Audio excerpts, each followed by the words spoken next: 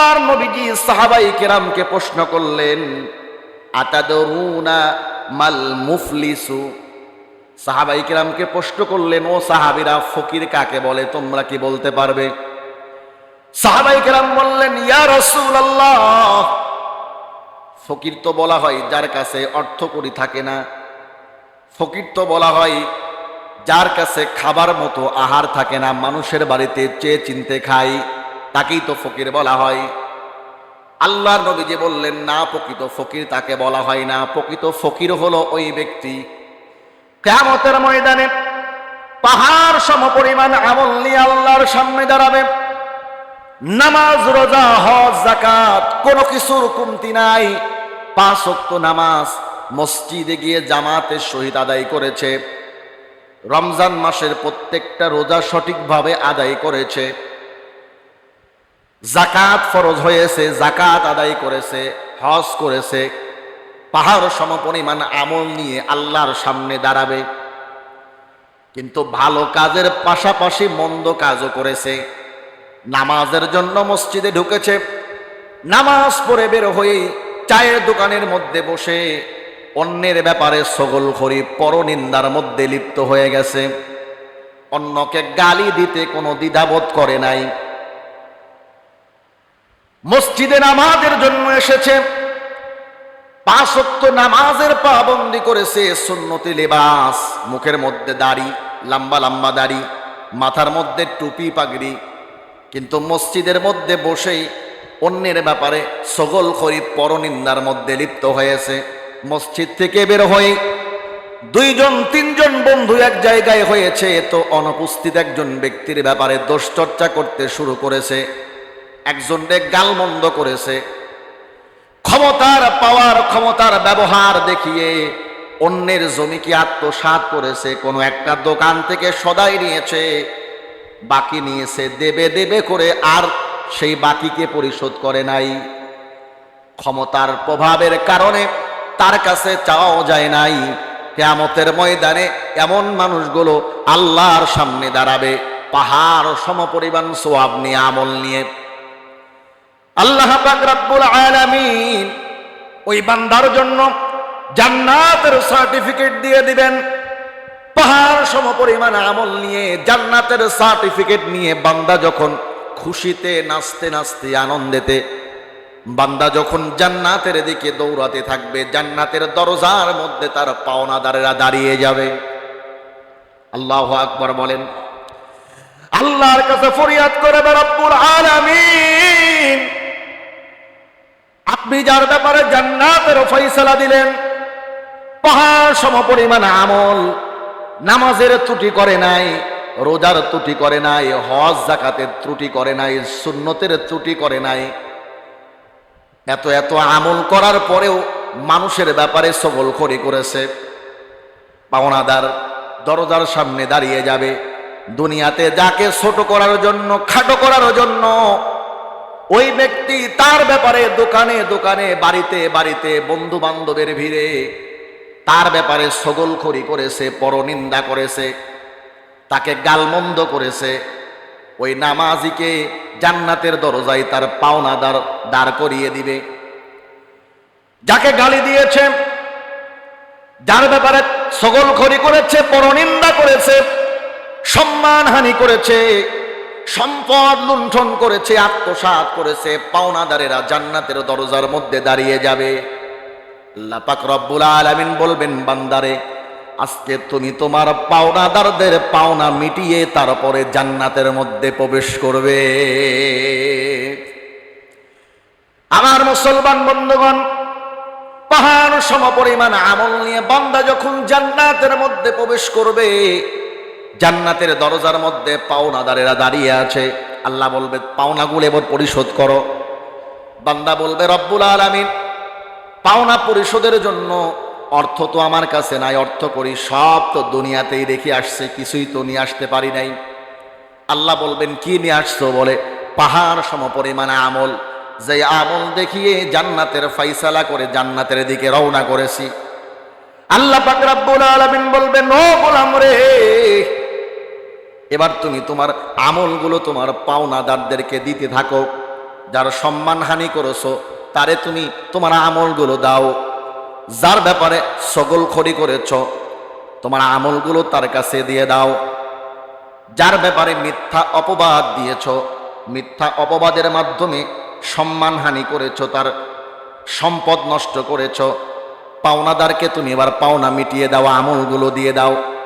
যারে গালমন্দ করেছ, মাইকের সামনে আসলেই গালমন্দ করতে দ্বিধাবোধ করো নাই, বন্ধু বান্ধব এক জায়গায় হলে তার গালমন্দ করে দিয়ে দ্বিধাবোধ করো নাই, তার এবার পাওনাগুলো দিতে থাকো।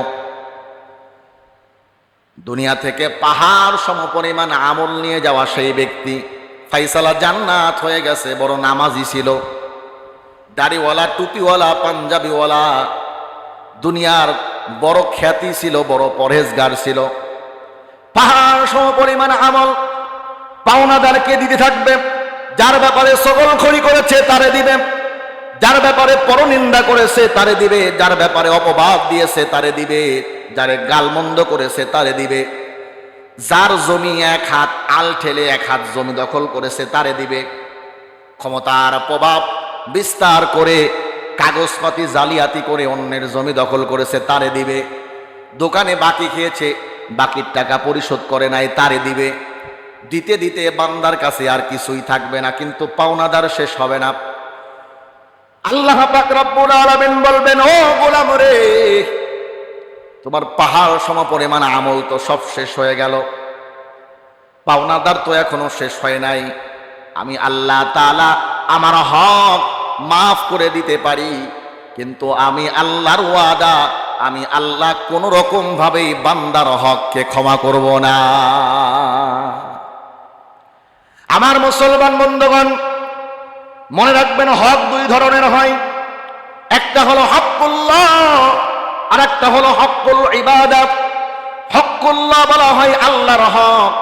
আল্লাহ পাক রব্বুল আলামিন 5 ওয়াক্ত নামাজ আমাদের উপরে ফরজ করলেন, এটা হলো হকুল্লাহ, আল্লাহর হক। কথা বলেন ঠিক কিনা? রমজান মাসের রোজা আমাদের উপরে ফরজ করলেন, এটা হলো হকুল্লাহ, আল্লাহর হক। যাকাত দিতে হবে, এটা হলো হকুল্লাহ, আল্লাহর হক। সামর্থ্য হলে পরে হজ করতে হবে, এটা হলো হকুল্লাহ, আল্লাহর হক। আল্লাহ পাক রব্বুল আলামিন হকুল্লাহ, আল্লাহর হককে ক্ষমা করে দিবেন। বরং যেই ব্যক্তি শিরিক করবে না, ঈমান নিয়ে আল্লাহর সামনে কিয়ামতের ময়দানে দাঁড়াবে, গুনাহের পাল্লা যদি ভারী হয় আর সেটা যদি হয় হকুল্লাহ, আল্লাহর হক, আল্লাহ তাআলা বান্দাকে দয়া করে মায়া করে ওই দিন মাফ করে দিবেন। হাদিসের মধ্যে আসছে, আল্লাহ তাআলা কিয়ামতের ময়দানে বান্দাকে ক্ষমা করার জন্য ওসিলা খুঁজতে থাকবে। আল্লাহু আকবার বলেন। দুইজন ব্যক্তি জাহান্নামী, দুইজন ব্যক্তি জাহান্নামের মধ্যে চিল্লা পাল্লা করে, জোরে জোরে চিল্লায়। আল্লাহ পাক রব্বুল আলামিন দুইজনকে উঠায় নিয়ে আসবেন। জাহান্নামের ফেরেশতাকে বলবেন, কেন ওরা চিল্লা পাল্লা করে, এত চিল্লায় কেন, আমার সামনে নিয়ে আসো। হাদিসের ঘটনা, আল্লাহর সামনে দুইজন জাহান্নামীকে দাঁড় করানো হবে। বলে, তোমরা চিল্লাও কেন? বলে, রব্বুল আলামিন, জাহান্নামের আযাব তো আমরা সহ্য করতে পারি না। এই কঠিন আযাব, জাহান্নামের আগুন একটা সেকেন্ডের জন্য সহ্য করা যায় না। আল্লাহ বলবে, বান্দারে, তোমাদের উপরে কোরআন দিয়েছিলাম, কোরআনের মধ্যে আমি আল্লাহ তাআলা নির্দেশনা দিয়েছিলাম, তা'মুরুনা বিল মা'রুফ ওয়া তানহাউনা আনিল মুনকার, সৎ কাজের আদেশ দিবে আর অসৎ কাজ থেকে নিষেধ করবে। আমি আল্লাহ তাআলা যেই সৎ কাজের আদেশ দিয়েছি সেগুলোকে পঙ্খানুপঙ্খানুভাবে আদায় করবে, আর আমি আল্লাহ যে সমস্ত অসৎ কাজ থেকে নিষেধ করেছি সেই সমস্ত কাজ থেকে দূরে থাকবে। বান্দারে নাফরমানি করলে, নামাজ পড়লে না, আমি আল্লাহ পাক রব্বুল আলামিন 12টা মাসের মধ্য থেকে এক মাসে আমি আল্লাহ তাআলা তোমাদের উপরে রমজানের রোজাকে ফরজ করলাম। বান্দারে, রমজানের রোজা তুমি আদায় করলা না, আমি আল্লাহ তাআলা সম্পদশালী হলে শতকরা 2.5 টাকা হারে তোমাকে যাকাত দিতে হবে। এই যাকাতটা তুমি আদায় করলে না। সামর্থ্য থাকলে পরে বছরে একবার তুমি হজ করবে বান্দা, এই হজটা তুমি করলে না। বান্দারে আমি আল্লাহর নাফরমানি করেছো, আমি আল্লাহ তাআলা বারবার তোমাকে দুনিয়াতে সতর্ক করলাম, কিন্তু সতর্ক বাণী তুমি শুনলা না। এক কান দিয়ে ঢুকাইলে আর এক কান দিয়ে বের করে দিলে। লাহুম কুলুবুন লা ইয়াফকাহুনা বিহা ওয়া লাহুম আ'য়ুনুন লা ইউবসিরুনা বিহা ওয়া লাহুম আযানুন লা ইয়াসমাউনা বিহা উলাইকা কাল আনআমি বাল হুম আদাল উলাইকা হুমুল গাফিলুন। বান্দারে আমি আল্লাহ তাআলা তোমারে অন্তর দিলাম, অন্তর দ্বারা উপলব্ধি করলা না। কত কিছু নিয়ে গবেষণা করো, কিন্তু আমি আল্লাহরে নিয়ে গবেষণা করো না। আমি আল্লাহ তাআলা খুঁটিবিহীন অবস্থায় এত বড় আসমানটারে ধরে রাখলাম। আমি আল্লাহ তাআলা জমিনটাকে স্থির রাখার জন্য এত বড় বড় পাহাড় আমি আল্লাহ সৃষ্টি করলাম। বান্দারে আমি আল্লাহ তাআলা জমিন থেকে কত সুন্দর সুন্দর ফসল আদি তোমার জন্য সৃষ্টি করলাম। ফলের মধ্যে সুন্দর মিষ্ট পানি আমি আল্লাহ তাআলা দান করে দিলাম। একই গাছের ফল একটা মিঠা হয়, একটা চুকা হয়। আমি আল্লাহ তাআলা আমি আল্লাহকে চেনার জন্য কত নিদর্শন দিলাম, কিন্তু আমি আল্লাহকে চিনলা না। ওয়ালাহুম আ'য়ুনুন লা ইউবসিরুনা বিহা, আমি আল্লাহ তোমার দুইটা চক্ষু দিলাম, যারে চোখ দেই না একবারে গিয়ে জিজ্ঞেস করো চোখ কত বড় নিয়ামত রে বান্দা। আমি একজন অন্ধরে জিজ্ঞেস করলাম, ভাই তোমার তো দৃষ্টি শক্তি নাই, যদি আল্লাহ তোমার দৃষ্টি শক্তি ফিরাইয়া দেয় তুমি আল্লাহর শুকরিয়া তান আল্লাহরে তুমি কি দিবা? বলে, বাইরে আল্লাহ আমারে অনেক সম্পদ দিয়েছেন, চোখ দেন নাই। আমার অনেক সহায় সম্পত্তি আছে। আল্লাহ যদি একটা সেকেন্ডের জন্য আমার দৃষ্টিটা ফিরাইয়া দেয়, যেই আল্লাহ আমারে দুনিয়াতে পাঠাইলো, এই দুনিয়ার সৌন্দর্য একটা সেকেন্ডের জন্য যদি আমি উপভোগ করতে পারি, আমার জীবনের যত সম্পদ আছে একটা সেকেন্ডের বিনিময়ে আমি আল্লাহর রাস্তায় সব কিছু দান করে দেব। বলেন সুবহানাল্লাহ। লাহুম কুলুবুন লা ইয়াফকাহুনা বিহা ওয়া লাহুম আ'য়ুনুন লা ইউবসিরুনা বিহা ওয়া লাহুম আযানুন লা ইউবসিরুনা বিহা। আমার মুসলমান বন্ধুগণ, আল্লাহ তাআলা দেখার জন্য চক্ষু দিলেন, শোনার জন্য কান দিলেন, চিন্তা ভাবনা করার জন্য অন্তর দিলেন, কিন্তু আমরা চিন্তা ভাবনা করি না। কথা বলেন ঠিক কিনা? আমার মুসলমান বন্ধুগণ, আল্লাহ পাক রব্বুল আলামিন বান্দাকে বলবে, বান্দারে দুইজন জাহান্নামীকে আল্লাহ তাআলা সম্মুখে রেখে বলবে, বান্দারে আমি আল্লাহ তাআলা তোমার উপরে এই এই বিধানগুলো দিয়েছিলাম, কিন্তু অমান্য করেছো, নাফরমানি করেছো। দেখেও দেখো নাই, বুঝেও বোঝো নাই, শুনেও শোনো নাই, আজকে তুমি নাফরমান, তোমার স্থান তো জাহান্নাম। কেন চিল্লা পাল্লা করো? জাহান্নামের শাস্তি কেমন হবে, জাহান্নামের আগুনের তীব্রতা কেমন হবে, আমি আল্লাহ কোরআনের মধ্যে স্পষ্ট বর্ণনা দিয়েছি, আমার নবী হাদিসের মধ্যে বর্ণনা দিয়েছে। উলামায়ে কেরাম মসজিদের মেম্বার থেকে নসিহত করল, কত ময়দানে ময়দানে ওয়াজ মাহফিল হলো। বান্দারে এত এত ওয়াজ মাহফিলের পরেও আমি আল্লাহর নাফরমানি হয়েছ, বান্দা তুমি আজকে নাফরমান, তোমার স্থান তো জাহান্নামই হবে। জাহান্নামে যাওয়ার পরেও কেন তুমি চিল্লা পাল্লা করো? আল্লাহ বলবেন, বান্দা যা, খবরদার চিল্লাবি না, এক দৌড় দিয়ে জাহান্নামের মধ্যে গিয়ে লাভ দে। আল্লাহু আকবার বলেন। হাদিসের ঘটনা খুব ভালো করে বুঝবেন।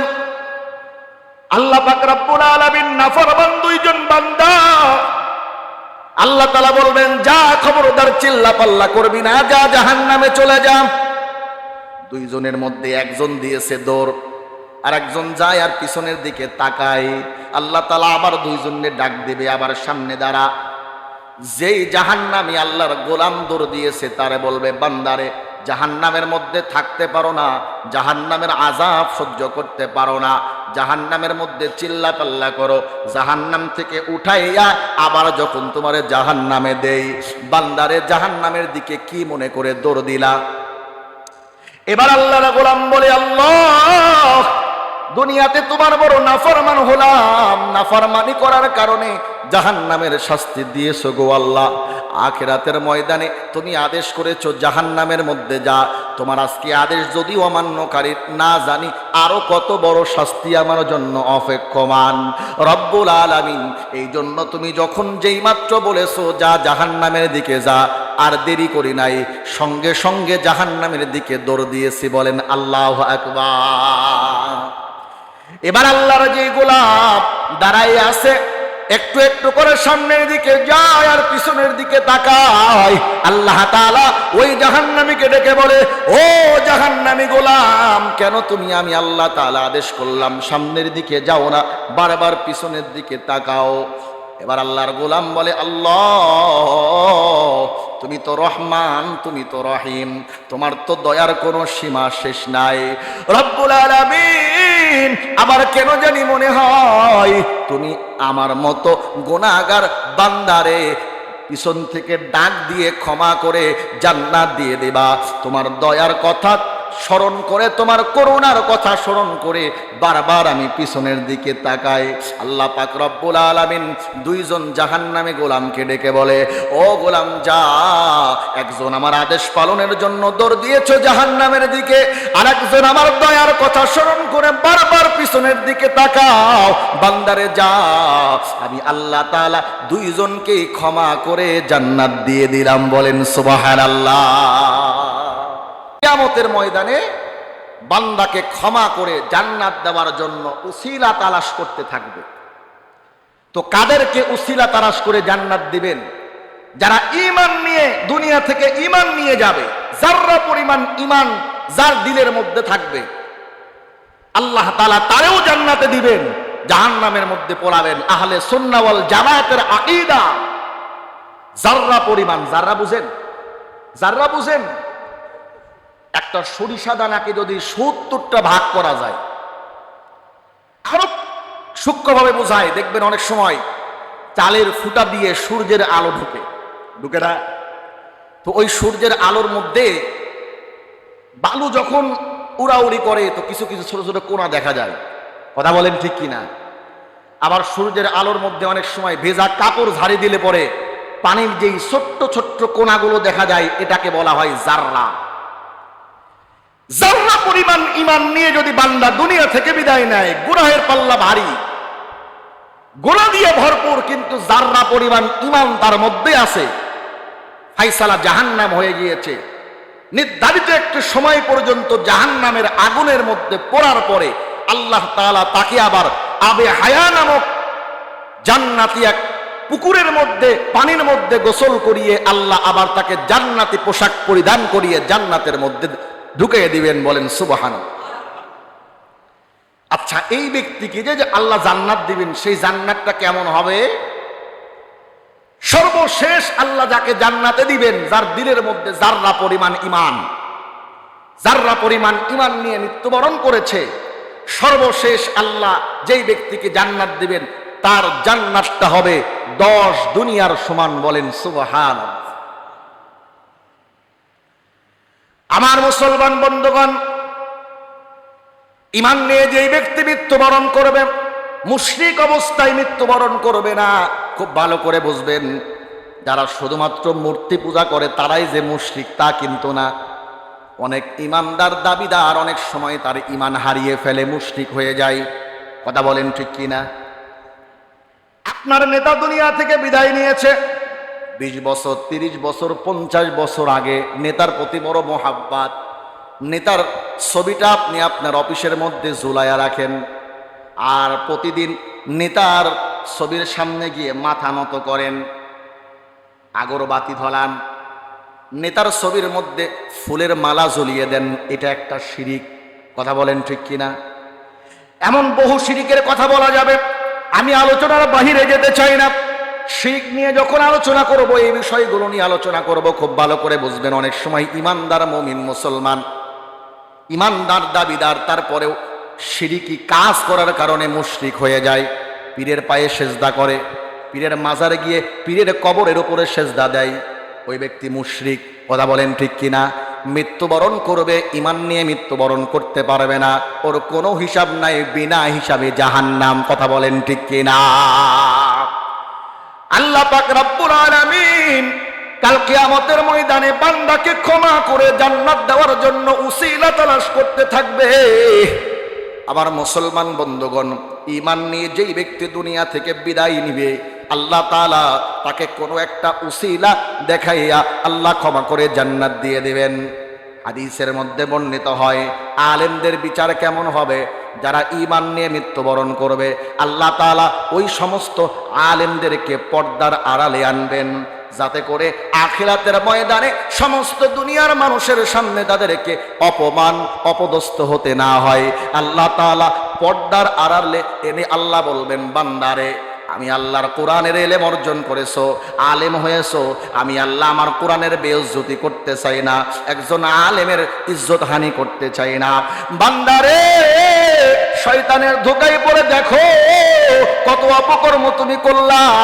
বান্দারে, এই অপকর্ম তুমি করেছো। পর্দার আড়ালে আল্লাহ তাআলা তাদের অপকর্মগুলো স্মরণ করিয়ে দিবে, এরপরে আল্লাহ তাআলা ওরে ক্ষমা করে জান্নাত দান করবে। বলেন সুবহানাল্লাহ। আমার মুসলমান বন্ধুগণ, যে বিষয়টা বলতে চাচ্ছিলাম, হক্কুল্লাহ আর হক্কুল ইবাদা, একটা হলো আল্লাহর হক আর একটা হলো বান্দার হক। আল্লাহর হকের ব্যাপারে যদি ত্রুটিও হয়ে যায়, গুনাহের পাল্লাটা ভারী হয়ে যায়, আল্লাহ তাআলা বান্দাকে কোনো একটা উসিলা করে ক্ষমা করে জান্নাত দিয়ে দিবেন। বান্দা নামাজ পড়ো নাই, বান্দা বলো অন্য কোনো ভালো কাজ তোমার আছে কিনা। বান্দা হজ করো নাই, বান্দা বলো অন্য কোনো ভালো কাজ তোমার আছে কিনা। কোনো একটা ভালো কাজের উসিলা করে ঈমান যদি থাকে, আল্লাহ ক্ষমা করে জান্নাত দিয়ে দিবেন। মুসলমান বন্ধুগণ, একটা হলো হক্কুল্লাহ আর একটা হলো হক্কুল ইবাদা। একটা হলো আল্লাহর হক আর একটা হলো বান্দার হক। আল্লাহর হক যদি বান্দা নষ্ট করে, আল্লাহ তাআলা কোনো একটা উসিলাই ক্ষমা করে আল্লাহ বান্দারে জান্নাত দিয়ে দেবে। কিন্তু বান্দা যদি বান্দার হক নষ্ট করে, দুনিয়াতে কাহুরে গাল দিয়েছে, বান্দার হক নষ্ট করেছে, দুনিয়াতে কাহুরে বকাবাজি করেছে, বান্দার হক নষ্ট করেছে, দুনিয়াতে কারো ব্যাপারে গীবত শিকায়েত পরনিন্দা করেছে, আল্লাহ বান্দার হক নষ্ট করেছে, দুনিয়াতে কারো ব্যাপারে মিথ্যা অপবাদ দিয়েছে, বান্দার হক নষ্ট করেছে, দুনিয়াতে কারো সহায় সম্পত্তি আত্মসাৎ করেছে, ওয়ারিসের সম্পত্তি বোনরে দেয় নাই, বাবা মারা গেছে বোনরে ওয়ারিসের সম্পত্তি দেয় নাই, বলে বোনরে বলে ভাই বলে, বাড়িতে তো তুমি আসবে যাবে, যদি সম্পত্তি নিয়েই নাও তাহলে আর সম্পর্ক কেমন করে থাকবে? বলে কি বলে না? এটা একটা বিশেষ করে গ্রামের মানুষের ট্রেডিশন হয়ে গেছে। আমার ওয়াইফ বলে, একদিন কথা উঠলো, বলে বাইরে থেকে ভাগ নিলে কি আর ভাই বাড়ি যাওয়া যাবে? কথা বুঝেন নাই? অথচ ইসলাম কি বলে? মেয়ের যেই প্রাপ্যটা তাকে বুঝিয়ে দিতে হবে, আবার ভাই হিসাবে তার বাড়িতে আনা নেওয়াও করতে হবে। এটা হলো ইসলামের বিধান। বাইরে আমার নিজের ভাগটুকু ছেড়ে দিলাম, কি জন্য? যে মাঝে মধ্যে ভাই বাড়ি যাবো, দু একদিন থাকবো। না, ইসলাম এটা বলে না। সঠিকভাবে আপনাকে বন্টন করে দিতে হবে। বাবা মারা গেছে, আপনি বড় ভাই, না আপনার সম্পত্তি আত্মসাৎ করতে পারবেন না, বোনের ভাগটা আপনাকে যথার্থভাবে দিয়ে দিতে হবে। এখন ভাই বসে আছে 1 বিঘা জমি নিয়ে বাড়ির উপরে, বলে এটা বাড়ির জায়গা, বাড়ির জায়গায় বোনরা পায় না। বলে কি বলে না? বলে মাঠাল জমি পাবে, বাড়ির জায়গা বোনরা পায় না। আরে বাবারে, বাড়ির জায়গা মাঠাল জায়গা কি আছে? ইসলাম বলছে যার সম্পত্তি আছে 2 ভাগ পাবে ভাই, 1 ভাগ পাবে বোন। বোনের চাইতে ভাই পাবে ডবল। এটা ইসলামের বিধান। বাড়ির জায়গা কি আর মাঠের জায়গা কি? বাবা রেখে গেছে ঘটি বাটি যা আছে সবকিছু ভাগ করে 1 ভাগ বোনকে দিতে হবে। এটা হলো ইসলামের বিধান। বাড়ির জায়গা বোন তাকাতে পারবে না, হবে না। শুধু মাঠের জমি যেটার কোনো দাম নাই, চলে না, ওই নদীর মধ্যে পড়ে আছে, ওটা দিয়ে দিবেন, হবে না। বাড়ির জায়গাও সমানভাবে ভাগ করে বোনকে দিতে হবে। প্রয়োজনে বোনের সঙ্গে কথা বলে টাকা দিয়ে দেন, কিন্তু দিতে হবে। না দিলে পরে আল্লাহর কাছে আপনাকে জবাবদিহি করতে হবে। আমার মুসলমান বন্ধুগণ, তার মানে হক্কুল ইবাদা, বান্দার হক যেটা আছে সেটা হলো, কারো সম্পত্তি আপনি আত্মসাৎ করলেন, কারো টাকা পয়সা আপনি আত্মসাৎ করলেন, মেরে দিলেন, কারো ব্যাপারে গীবত শিকায়েত করলেন, মিথ্যা কথা বললেন, কারোরে মিথ্যা অপবাদ দিলেন, বান্দার হক আপনি নষ্ট করলেন, কাল কিয়ামতের ময়দানে আল্লাহর ওয়াদা, বান্দারে আমি আল্লাহ আমার হক ক্ষমা করে তোমারে উসিলা দেখাইয়া ক্ষমা করে জান্নাত দিয়ে দেব, কিন্তু বান্দার হক যদি নষ্ট করো আমি আল্লাহ ওই বান্দার হক ক্ষমা করব না। কিয়ামতের ময়দানে বান্দার হক আদায় করে তারপরে তোমারে পার পেতে হবে। বলেন না আল্লাহু আকবার। কথা কি বুঝতে পারেন? দুইটা হক, একটা হলো হকুল্লাহ আর একটা হলো হকুল ইবাদা। একটা হলো আল্লাহর হক আর একটা হলো বান্দার হক। আজ পর্যন্ত কোন মাওলানা, কোন মুফতি সাহেব, কোন মাযহাবের ইমাম এই ফতোয়া দিতে পারে নাই যে কোন একটা উসিলায় বান্দার হক ক্ষমা হবে। আল্লাহর কসম করে বলতেছি, দাওয়ায়ে হাদিস শেষ করেছি, ইফতা শেষ করেছি, কোন একটা কিতাবে, কোন একটা মাসলার কিতাবে, কোন একটা হাদিসের কিতাবে এমন একটা হাদিস পাওয়া যাবে না যে বান্দার হক নষ্ট করলে পরে কোন একটা কাজের দ্বারা সেটা মাফ হবে। একটা মানুষের একটা টাকা যদি আপনি আত্মসাৎ করেন, কিয়ামতের ময়দানে ওই এক টাকা তাকে দিয়ে তারপরে আপনাকে যেতে হবে। এটার ব্যাপারে ক্ষমা পাওয়ার কোনো সুযোগ নাই, কোনো সুযোগ নাই।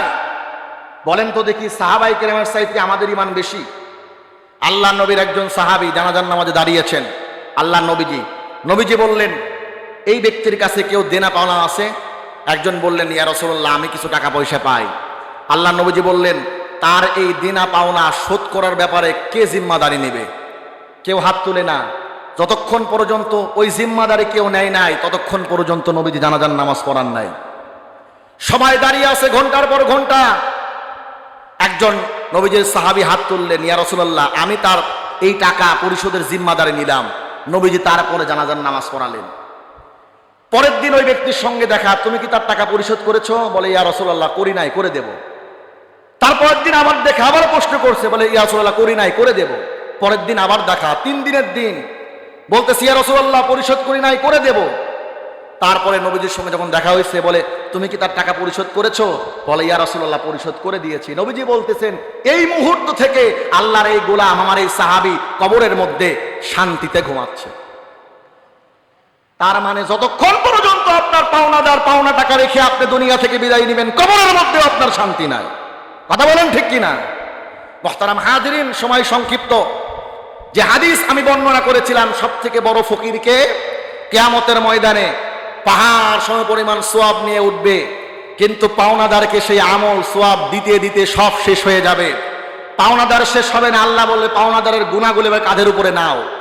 যে ব্যক্তি পাহাড় সমপরিমাণ সওয়াব নিয়ে, আমল নিয়ে কিয়ামতের ময়দানে উঠলো, শেষ পর্যন্ত ঘাড়ের উপরে পাওনাদারদের গুনাহ নিয়ে জাহান্নামে যেতে হবে। মুহতারাম হাজিরিন, এই পাওনাদারদের পাওনা মিটানোর এইটা ছাড়া অন্য কোনো পদ্ধতি নাই। কিয়ামতের ময়দানে তাকে এই পদ্ধতিতেই পাওনাদারের পাওনা মিটাতে হবে। কোন রকম সুপারিশ, কোন রকম কাজ দিয়ে কোনো কাজ হবে না। মুহতারাম হাজিরিন, এজন্য আমাদেরকে সাবধান থাকতে হবে কারো ব্যাপারে কথা বলার ব্যাপারে। খবরদার, ছগলখড়ি যেন না হয়। এটা বান্দার হক নষ্ট করা, মিথ্যা অপবাদ বান্দার হক নষ্ট করা, কারোকে গালি দেওয়া বান্দার হক নষ্ট করা, ওয়ারিসের সম্পত্তি ভাই বোনকে না দেওয়া বান্দার হক নষ্ট করা, দোকানদারের টাকা আত্মসাৎ করা বান্দার হক নষ্ট করা। খবরদার, আমার দ্বারা যেন বান্দার হক নষ্ট না হয়। গুনাহ আমার হয়ে যাবে, আল্লাহ ক্ষমা করবেন, আল্লাহকে তওবা করব, কিন্তু বান্দার হক যেন নষ্ট না হয়। আল্লাহ পাক রব্বুল আলামিন এই বিষয়ে সকলকে সতর্ক থাকার তৌফিক দান করুন, আমল করার তৌফিক দান করুন। আল্লাহুম্মা আমিন।